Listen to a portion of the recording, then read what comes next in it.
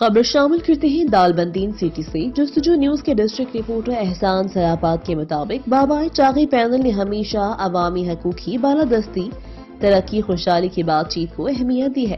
بابائے چاغی کے نو منتخب متوقع چیئرمین دالبندین میر فیصل خان نوتیزئی کی ہدایت پر بابائے چاغی پینل کے نو منتخب کونسلران سعد نوتیزئی، جلیل سمالانی، میر عبدالحق نوتیزئی، ممتاز قبالی رہنما سردار غیاث بڑیچ نے ڈی سی چاغی اور اے ڈی سی چاغی سے علاقائی صورتحال پر عوامی ایشوز کے حوالے سے ملاقات کی۔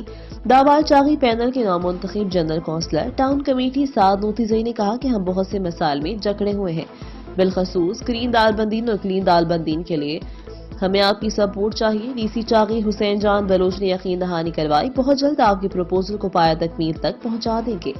راہداری کو پورے ضلع چاغی میں بحال کیا جائے گا، پرائز کنٹرول کمیٹی کو ایکٹیو کیا جائے گا تاکہ گرا فروشی کے خلاف سخت سے سخت کارروائی عمل میں لائی جائے۔ کوئی بھی قانون سے بالاتر نہیں، بازار کی صفائی اور ستھرائی، منشیات کے اڈوں کے خلاف بھی کارروائی عمل میں لائی جائے گی۔